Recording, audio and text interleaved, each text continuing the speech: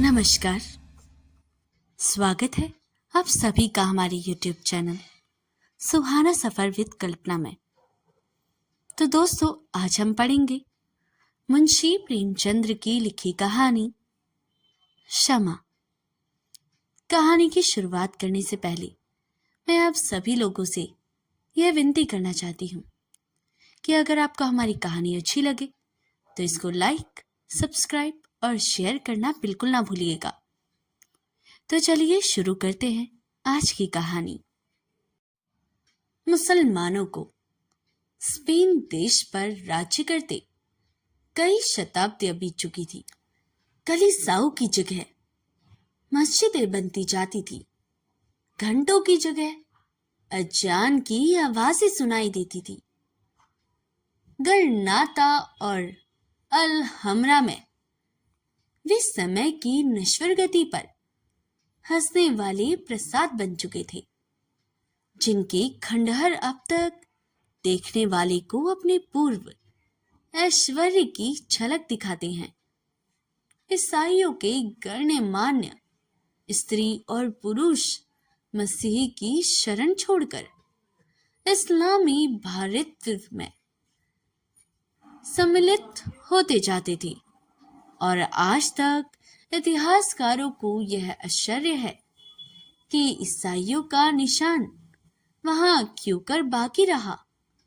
जो ईसाई नेता अब तक मुसलमानों के सामने सिर न झुकाते थे और अपने देश में स्वराज्य स्थापित करने का स्वप्न देख रहे थे, उसमें एक सौदागर दाऊद भी था। दाऊद विद्वान और साहसी था। वह अपने इलाके में इस्लाम के कदम को जमाना चाहता था। दीन और निर्धन ईसाई विद्रोही देश के अन्य प्रांतों से आकर उसके शरणागत होते थे और वह बड़ी उदारता से उनका पालन पोषण करता था। मुसलमान दाऊद से सशंक रहते थे। वे धर्म बल से उस पर विजय न पाकर उसे शस्त्र बल से परास्त करना चाहते थे, पर दाऊद कभी उनका सामना न करता। हाँ, जहां कहीं ईसाइयों के मुसलमान होने की खबर पाता, वहां हवा की तरह पहुंच जाता और तर्क और विनय से उन्हें अपने धर्म पर अचल रहने की प्रेरणा देता। अंत में मुसलमानों ने चारों तरफ से घेरकर उसे गिरफ्तार करने की तैयारी की। सेनाओं ने उसके इलाके को घेर लिया।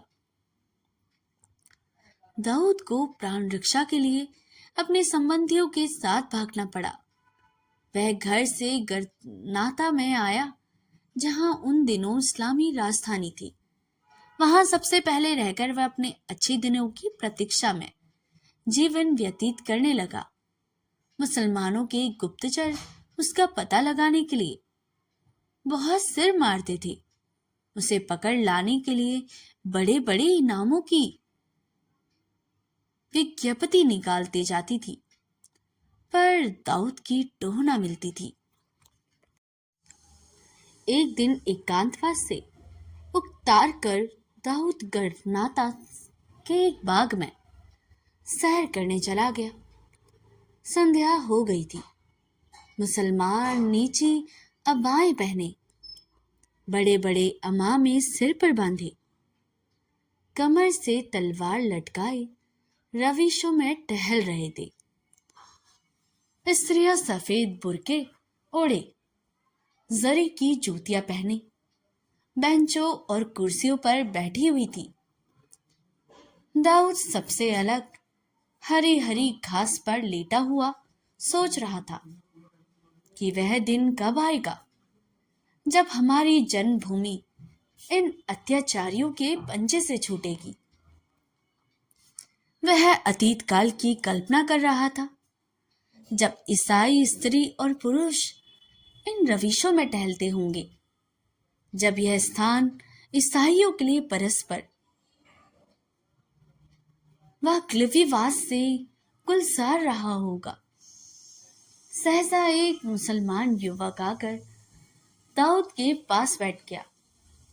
वह इसे सिर से पांव तक अपमान सूचक दृष्टि से देखकर बोला, क्या अभी तक तुम्हारा हृदय इस्लाम की ज्योति से प्रकाशित नहीं हुआ?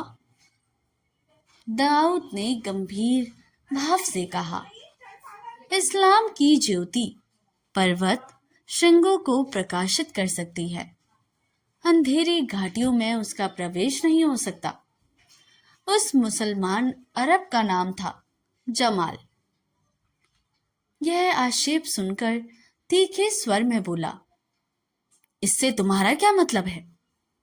दाऊद, इससे मेरा मतलब यही है कि ईसाइयों में जो लोग उच्च श्रेणी के हैं, वे जहागीरों और राजाधिकारों के लोभ तथा राजतंत्र के भय से इस्लाम की शरण में आ सकते हैं, पर दुर्बल और दीन ईसाइयों के लिए इस्लाम में वह आसमान की बादशाहत कहाँ है जो हजरत मसीह के दामन में उसे नसीब होगी।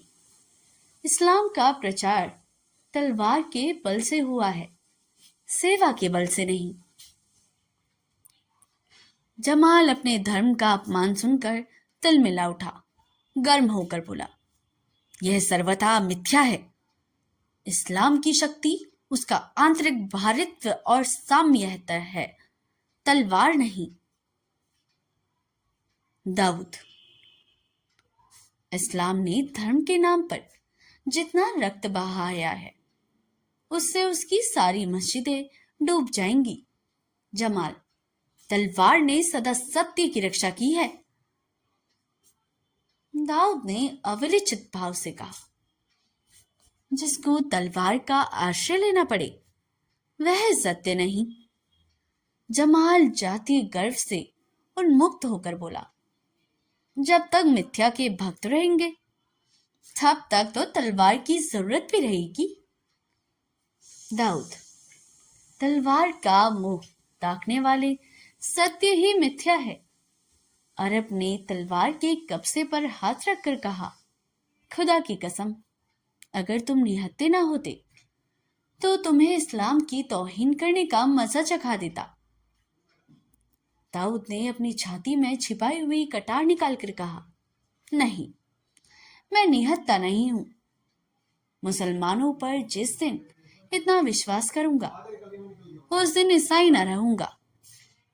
तुम अपने दिल के अरमान निकाल लो। दोनों ने तलवारें खींच ली, एक दूसरे पर टूट पड़े।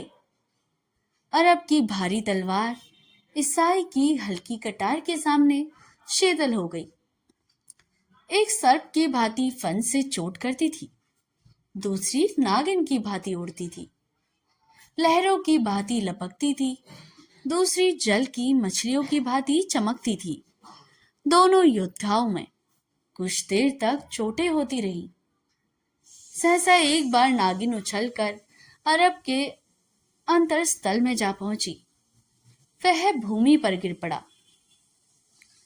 जमाल के गिरते ही चारों तरफ से लोग दौड़ पड़े। वे दाऊद को घेरने की चेष्टा करने लगे। दाऊद ने कहा, लोग तलवारें लिए दौड़े चले आ रहे हैं।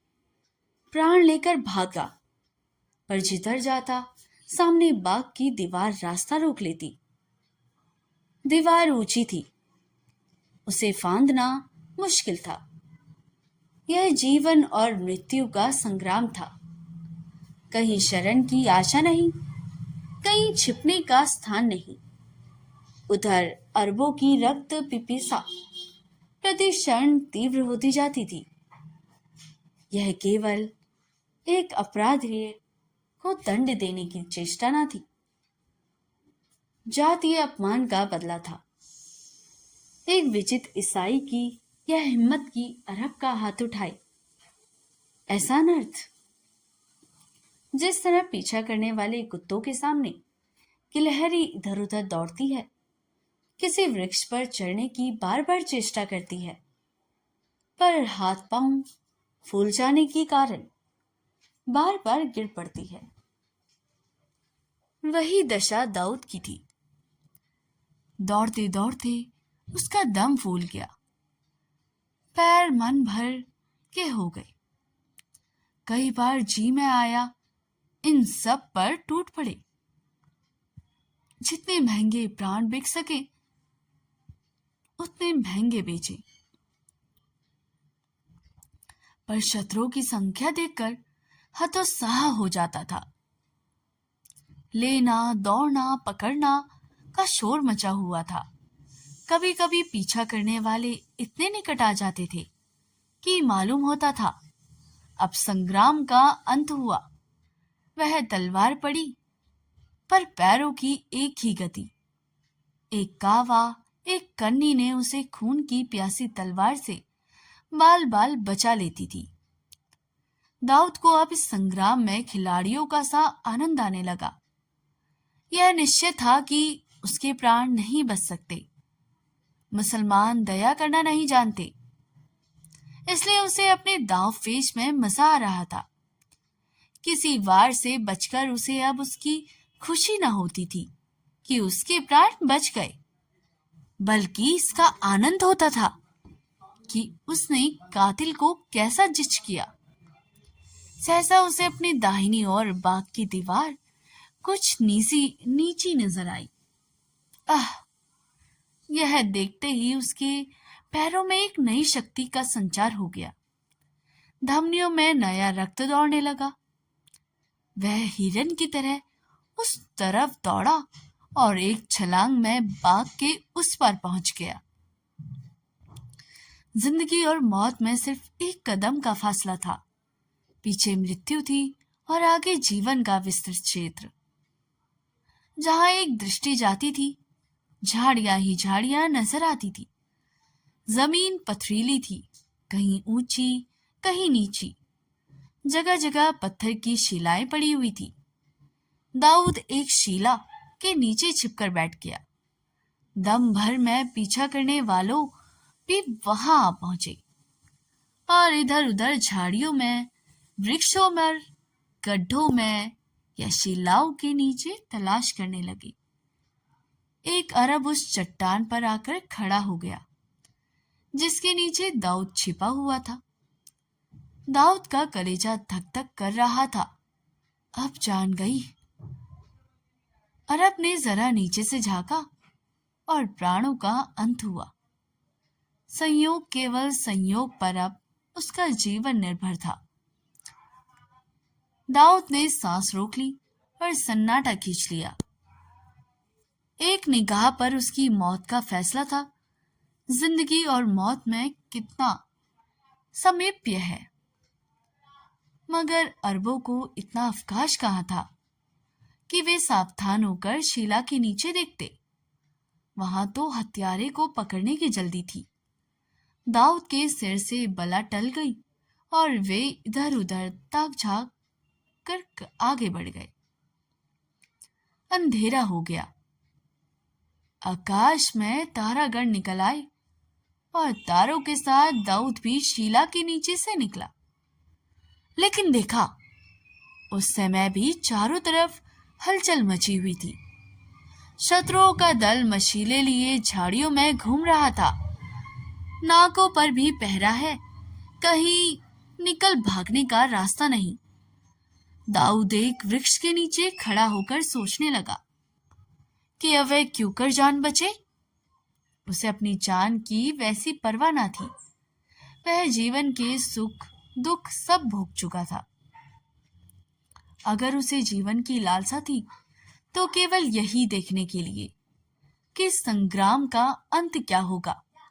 मेरे देशवासी हतोत्साह हो जाएंगे या अदम्य धैर्य के साथ संग्राम क्षेत्र में अटल रहेंगे। जब रात अधिक बीत गई और शत्रुओं की घातक चेष्टा कुछ कम ना होती देख पड़ी, तो दाऊद खुदा का नाम लेकर झाड़ियों से निकला और दबे पांव वृक्षों की आड़ में आदमियों की नजर से बचता हुआ एक तरफ को चला गया। वह इन झाड़ियों से निकलकर बस्ती में पहुंच जाना चाहता था। निर्जनता किसी की आड़ नहीं कर सकती। बस्ती का जन बाहुल्य स्वयं आड़ है। कुछ दूर तक तो दाऊद के मार्ग में कोई बाधा न उपस्थित हुई। वन के वृक्षों ने उसकी रक्षा की, किंतु जब वह असमतल भूमि से निकलकर समतल भूमि पर आया तो एक अरब की निगाह उस पर पड़ गई। उसने ललकारा, दाऊद भागा। कातिल भागा जाता है। यह आवाज हवा में ही एक बार गूंजी और क्षण भर में चारों तरफ के अरबों ने उसका पीछा किया। सामने बहुत दूर तक आबादी का नामो निशान न था। बहुत दूर पर एक धुंधला सा दीपक टिमटिमा रहा था। किसी तरह वहां तक पहुंच जाऊं। वह उस दीपक की ओर इतनी तेजी से दौड़ रहा था मानो वहां पहुंचते ही अभय पा जाएगा। आशा उसे उड़ाए लिए जाती थी। अरबों का समूह पीछे छूट गया। मशालों की ज्योति निष्प्रभ हो गई। केवल तारागण उसके साथ दौड़े चले आते थे। अंत को वह आशा में दीपक के सामने आ पहुंचा। एक छोटा सा फूस का मकान था। एक बूढ़ा अरब जमीन पर बैठा हुआ रेहल पर कुरान रखे उसे दीपक के मंद प्रकाश से पढ़ रहा था। दाऊद आगे ना जा सका। उसकी हिम्मत ने जवाब दे दिया। वह वही शीतल होकर गिर पड़ा। रास्ते की थकान घर पहुंचने पर मालूम होती है। अरब ने उठकर कहा, तू कौन है? दाऊद ने एक गरीब ईसाई। मुसीबत में फंस गया हूं। अब आप ही शरण दे तो मेरे प्राण बच सकते हैं। अरब, खुदा पाक तेरी मदद करेगा, पर तुम क्या मुसीबत पड़ी हुई है? दाऊद, डरता हूं कहीं कह दूं तो आप भी मेरे खून के प्यासे ना हो जाएं। अरब, अब तू मेरी शरण में आ गया है तो तुझे मुझसे कोई शंका ना होनी चाहिए। हम मुसलमान हैं। जिसे एक बार अपनी शरण में ले लेते हैं उसकी जिंदगी भर रक्षा करते हैं। दाऊद, मैंने एक मुसलमान युवक की हत्या कर डाली है। वृद्ध अरब का मुख क्रोध से विकृत हो गया। बोला, उसका नाम?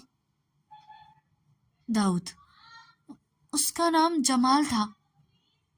अरब सिर पकड़कर वहीं बैठ गया। उसकी आंखें सुर्ख हो गई। गर्दन की नसें तन गई। मुख पर अलौकिक तेजस्विता की आभा दिखाई दी। नथुने फड़कने लगे। ऐसा मालूम होता था कि उसके मन में भीषण द्वंद्व हो रहा है और वह समस्त विचार शक्ति से अपने मनोभावों को दबा रहा है। 2-3 मिनट तक वह इसी उग्र अवस्था में बैठा धरती की ओर ताकता रहा। अंत में अवरुद्ध कंठ से बोला, नहीं नहीं, शरणागत की रक्षा करनी ही पड़ेगी। जालिम, तू जानता है मैं कौन हूं? मैं उसी युवक का अभागा पिता हूं जिसकी आज तूने इतनी निर्दयता से हत्या की है। तू जानता है तूने मुझ पर कितना बड़ा अत्याचार किया है। तूने मेरे खानदान का नामो निशान मिटा दिया है। मेरा चिराग गुल कर दिया है। जमाल मेरा इकलौता बेटा था। मेरी सारी अभिलाषाएं उस पर निर्भर थी। वह मेरी आंखों का उजाला, मुझ अंधे का सहारा और जीवन का आधार, मेरे जर्जर शरीर का प्राण था। अभी अभी उसे कब्र की गोद में लिटाकर आया हूं। मेरा शेर आज खाक के नीचे सो रहा है। ऐसा दिलेर, ऐसा दीनदार, ऐसा सजीला जवान मेरी कौम में दूसरा ना था। जालिम, तुझे उस पर तलवार चलाते जरा भी दया ना आई। तेरा पत्थर का कलेजा जरा भी ना पसीजा। तू जानता है मुझे इस वक्त तुझ पर कितना गुस्सा आ रहा है। मेरा जी चाहता है कि अपने दोनों हाथों से तेरी गर्दन पकड़कर इस तरह दबाऊं कि तेरी जबान बाहर निकल आए, तेरी आंखें कौड़ियों की तरह बाहर निकल पड़े। पर नहीं, तूने मेरी शरण ली है। कर्तव्य मेरे हाथों को बांधे हुए है, क्योंकि हमारे रसूल पाक ने हिदायत की है कि जो अपनी पनाह में आए उस पर हाथ ना उठाओ। मैं नहीं चाहता कि नबी के हुक्म को तोड़कर दुनिया के साथ अपनी आकीबत भी बिगाड़ लूं। दुनिया तूने बिगाड़ी, दीन अपने हाथों बिगाड़ लूं। नहीं, सब्र करना मुश्किल है, पर सब्र करूंगा तब ताकि नबी के सामने आंखें नीची ना करनी पड़े। आ आ घर में आ, तेरा पीछा करने वाले दौड़े आ रहे हैं। तुझे देख लेंगे तो फिर तेरी सारी मिन्नत समाजत तेरी जान न बचा सकेगी। तू नहीं जानता कि अरब लोग खून कभी माफ नहीं करते। यह कहकर अरब ने दाऊद का हाथ पकड़ लिया और उसे घर में ले जाकर एक कोठरी में छिपा दिया। वह घर से बाहर निकला ही था कि अरबों का एक दल द्वार पर आ पहुंचा। एक आदमी ने पूछा, क्यों शेख हुसैन, तुमने इधर से किसी को भागते देखा है? हाँ, देखा है। उसे पकड़ क्यों ना लिया? वही तो जमाल का कातिल था। यह जानकर भी मैंने उसे छोड़ दिया। ऐ गजब खुदा का, यह तुमने क्या किया? जमाल हिसाब के दिन हमारा दामन पकड़ेगा तो हम क्या जवाब देंगे? तुम कह देना कि तेरे बाप ने तेरे कातिल को माफ कर दिया। अरब ने अभी कातिल का खून नहीं साफ किया। यह तुम्हारी जिम्मेदारी है। मैं उसे अपने सिर क्यों लूं? अरबों ने शेख हसन से ज्यादा हुज्जत ना की, कातिल की तलाश में दौड़े। शेख हसन फिर चटाई पर बैठकर कुरान पढ़ने लगा, लेकिन उसका मन पढ़ने में ना लगता था। शत्रु से बदला लेने की प्रवृत्ति अरबों की प्रवृत्ति में अतमूल होती थी। खून का बदला खून था, इसके लिए खून की नदियां बह जाती थी। कबीले के कबीले मर मिटते थे, शहर के शहर वीरान हो जाते थे। उस प्रवृत्ति पर विजय पाना शेख हसन से असाध्य सा प्रतीत हो रहा था। बार बार प्यारे पुत्र की सूरत उसकी आंखों के आगे फिरने लगती थी।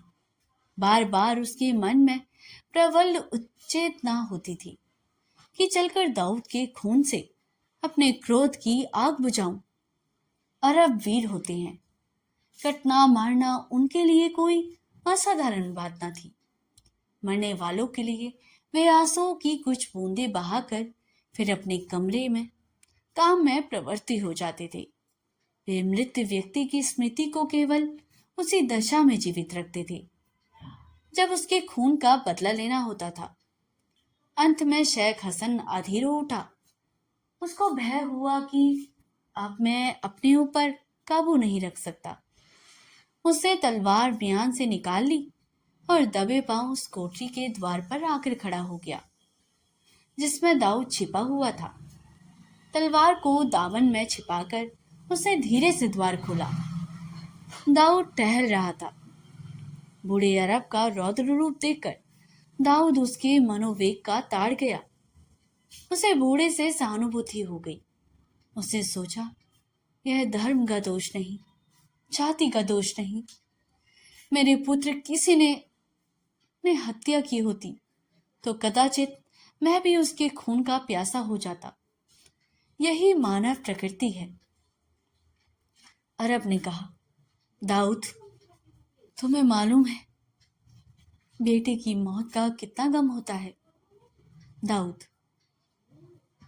इसका अनुभव तो नहीं, पर अनुमान कर सकता हूं। अगर मेरी जान से आपके उस गम का एक हिस्सा भी मिट सके तो लीजिए, यह सिर हाजिर है। मैं इसी शौक से आपकी नजर करता हूँ। आपने दाऊद का नाम सुना होगा। अरब, क्या पीटर का बेटा दाऊद? जी हाँ, मैं वही बदनसीब दाऊद हूँ। मैं केवल आपके बेटे का घातक ही नहीं, इस्लाम का दुश्मन हूँ। मेरी जान लेकर आप जमाल के खून का बदला ही ना लेंगे, बल्कि अपनी जाति और धर्म की सच्ची सेवा भी करेंगे। शेख हसन ने गंभीर भाव से कहा, दाऊद, मैंने तुम्हें माफ किया। मैं जानता हूं मुसलमानों के हाथ ईसाइयों को बहुत तकलीफें हो पहुंची है। मुसलमानों ने उन पर बड़े बड़े अत्याचार किए हैं, उनकी स्वाधीनता हर ली है, लेकिन यह इस्लाम का नहीं, मुसलमानों का कसूर है। विजय गर्व ने मुसलमानों की मति ही हर ली है। हमारे पाक नबी ने यह शिक्षा नहीं दी थी कि जिस पर आज हम चल रहे हैं। वह स्वयं क्षमा और दया का सर्वोच्च आदर्श है। मैं इस्लाम के नाम को पट्टा न लगाऊंगा। मेरे ऊँटनी ले लो और रातों रात जहां तक भागा जाए भागो। कहीं एक क्षण के लिए भी ना ठहरना। अरबों को तुम्हारी बू भी मिल गई तो तुम्हारी जान की खैरियत नहीं। जाओ, तुम्हें खुदा ए पाक घर पहुंचावे। बूढ़े शेख हसन और उसके बेटे जमाल के लिए खुदा से दुआ किया करना। दाऊद खैरियत से घर पहुंच गया, किंतु अब वह दाऊद न था जो इस्लाम को जड़ से खोदकर फेंक देना चाहता था। उसके विचारों में गहरा परिवर्तन हो गया था। अब वह मुसलमानों का आदर करता और इस्लाम का नाम इज्जत से लेता था। तो दोस्तों, यह कहानी यहीं पर समाप्त होती है। ये कहानी उस दौर की है जब स्पेन में मुसलमानों का शासन था। बूढ़े शेख हसन का बेटा जमाल दाऊद नाम के व्यक्ति द्वारा मार दिया जाता है। दाऊद एक ईसाई है जो मुसलमानों का दुश्मन है। जब दाऊद पकड़ा जाता है तो उसे लगता है कि उसकी मौत निश्चित है, लेकिन शेख हसन जो जमाल के पिता थे, अपनी उच्च मानवीयता का परिचय देते हुए उसे मौत की सजा नहीं देते। हसन कहते हैं कि सच्चा इस्लाम दया और क्षमा सिखाता है, ना कि हत्या। वे दाऊद को ना केवल माफ करते हैं, बल्कि अपनी ऊँटनी देकर उसे सुरक्षित जगह भाग जाने में मदद भी करते हैं। क्षमा पाकर दाऊद का हृदय बदल जाता है। नफरत करने वाला दाऊद हसन का ऋणी हो जाता है और मुसलमानों के प्रति आदर करने लगता है। प्रेमचंद ने इस कहानी से यह संदेश दिया था कि प्रतिशोध से ज्यादा शक्तिशाली क्षमा है। हिंसा कभी भी प्यार या सम्मान नहीं जीत सकती, बल्कि दयालुता कट्टर से कट्टर दुश्मन को भी दोस्त बना सकती है। अगर आपको हमारी कहानी अच्छी लगी हो तो इसे लाइक, सब्सक्राइब और शेयर करना बिल्कुल ना भूलिएगा। और हमारी कहानी को ज्यादा से ज्यादा अपने परिवारजनों, मित्रों और सहपाठियों के साथ शेयर करना बिल्कुल ना भूलिएगा। मिलते हैं ऐसी ही और कहानियों के साथ। तब तक के लिए धन्यवाद।